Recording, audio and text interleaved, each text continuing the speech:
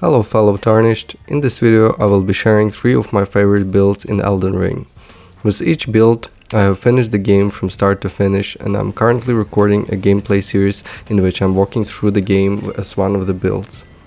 Okay, so let's start with the first build. Mage build. Let's look at the stats. So currently I'm at level 222 and my vigor is 55, mind 48, endurance 23, strength 23, dexterity 30, intelligence 99, and rest doesn't really matter. So as you start with this build, you can ignore strengths. I only put 20 strengths for Jellyfish Shield. I think that you want at start to put your points into intelligence till you get 60 int, because that will allow you to cast one of the best spells in the game. At some point you'll want to put 30 points into dexterity to boost your casting speed and increase a bit your melee damage in times when you run out of FP. Okay, so let's move to the spell that I use. The first spell is the Comet, which is just a projectile that you can spam and do good damage. You can replace it with any other Glinso spell that takes less FP if you want to be a bit more FP efficient. Okay, so the next spell is Terra Magica, which is a rune that you place on the ground and while you stand in it, you do 35% more damage. I think this is more of a situational spell. When you can, it's good to use it, but I think that most of the time you get into the boss room and you won't have time to cast it. Next spell, I think is one of the best PvE spells in the games, Comet Azure. This spell is the one that literally destroyed most of the bosses, not giving them a chance to get near you. You also want to combine this spell with a Wondrous Fisk that doesn't use FP, and this combo is what makes this build so fun. Other spells don't really matter. You can choose something for AoE and that's really it. Okay, so let's take a look at the equipment. I have Azure's Glintstone Staff, which reduces cast time but costs a bit more FP. For a melee weapon I really like using Moonveil Katana, especially in cases when I run out of FP. And Moonveil Katana is also one of my favorite weapons in the game. It has a unique Ash of War on it, Transient Moonlight. For head I have Perceptor's Big Head, which you can get after Rani's quest. Another gear is just cosmetics and doesn't really matter. Okay, so for talismans we have Ritual Sword Talisman to boost our damage while at max HP. We have a Shard of Alexander for our Moonveil, Graven Mask Talisman to boost our sorceries, and last Dragon Crest Great Shield Talisman to boost our physical damage negation. Okay, so for our Wondrous Fisk we want Magic Shrouding Cracked Tear to boost our magical damage and Cerulean Hidden Tear to remove the FP consumption for our Comet Azure. Other weapon that I really like is Royal Greatsword. The Ash of War in it is really fun. If you haven't tried it, you missed a lot. This one does require to spec a bit into strength. You'll need 18 strengths and you'll be able to two-hand it. You'll also need a bit more endurance because this is a colossal weapon and you'll probably end up being in heavy load. Okay, so let's move to the next build. And the next build is Blood Samurai. Okay, so in this build I'm power stancing 2 katanas, both with occult affinity on them, that sacrifices a bit blood loss build-up but increases the physical damage of the weapon, which is good trade-off as you'll find that a lot of enemies are immune to blood loss. You can go with curved swords with this build or twin blades, but I personally really like the idea of being a samurai in this game. And as you know, the samurai always has 2 swords, one big and one small. Okay, let's jump into the build stats. So I'm level 230 and I have 60 vigor, 25 mind, 30 endurance, 21 strength, 54 dexterity and 99 arcane. You actually only need 18 strengths to be able to one-hand the Nagakiba Katana and also to be able to two-hand the Mogwin's Great Spear.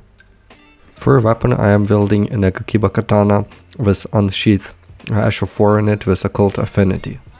You can get this weapon pretty early in the game by following Yura's questline. Before that you can have a second Uchi Katana if you started as a samurai, and if not, you can just wield one Uchi Katana. For second weapon I have Uchi Katana with Seppuku Ash of War with Occult Affinity on it.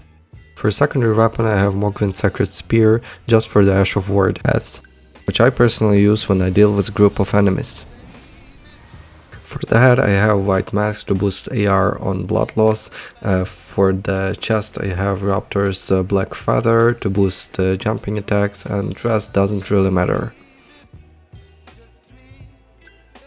Okay, so for talismans you'll want Shard of Alexander to boost damage of your Bloodbound Ritual and Unsheath, Rotten Winged Sword Insignia to boost your successive attacks. You also could get a weaker version of this talisman, and also Lord of Blood Exaltation to boost your AR on blood loss, and Dragon Crest Great Shield Talisman to boost your physical damage negation. For the Flask of Wondrous Fisk I use Thorny Crack Tear to temporarily boost successive attacks, and Green Burst Crystal Tear to temporarily boost stamina recovery speed. Okay, let's move to the last build, my favorite, which is Strength's Phase build. As this build I am power sensing 2 great swords, and also I have a seal to cast fire and lightning incantation. One thing to notice is that this build is the most stat hungry build of the 3, so you won't be able to get the most of it at the lower levels. Currently I am level 235 and my vigor is at 60, mind 32, endurance 36, strength 74, dexterity 15 and faith 74. I only put 15 points into dexterity only to meet my weapon requirements for Blasphemous Blade, which is 15. For the spells you want to use Golden Vow, which increases attack and defense for 1 minute, and you'll want to use it right before the boss fight. I also have another buff, Flame Grant Me Strength, which increases your fire and physical damage. For the damaging incantations I have Giant's Flame Take Thee, which hurls a massive ball of raging fire which explodes upon hitting a target.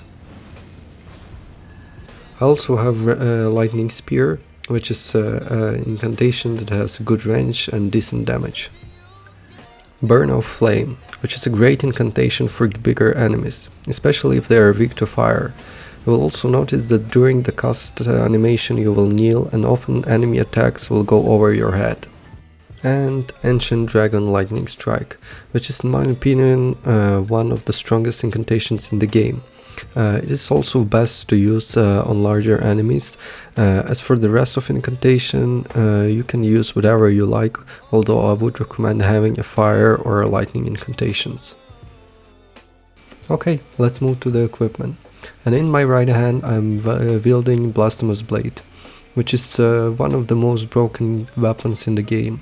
The Ash of War in it, the Taker's Flame, when combined with Shard of Alexander, it deals enormous damage and also heals your character, and as a side buff, when you kill enemies when wielding this weapon you will also be healed. Now in my left hand I have Gargoyle's Great Sword with Flame Art, Flame Strike, Ash of War that makes it scale with face. Also when you use this Ash of War, following it with a heavy attack, it will cut your blade in the flame, which will increase its damage. For the seal I use Edry Seal, which scales great with faith and it outperforms other seals. Now for the armor it doesn't really matter what you use, I'm personally using Knight's Cavalry set just for the looks. Now for the talismans you want to use Shard of Alexander to boost your Blasphemous Blade, Ash of War. Also you want to use Flock's Canvas Talisman that greatly raises potency of your incantations.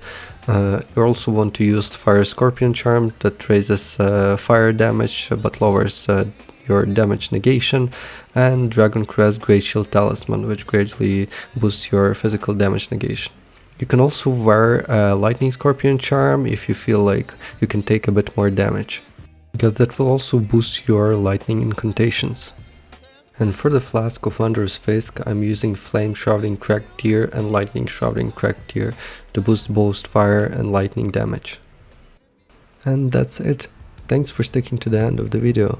If you like it, please leave a like and subscribe, and write in the comments what builds do you like the most.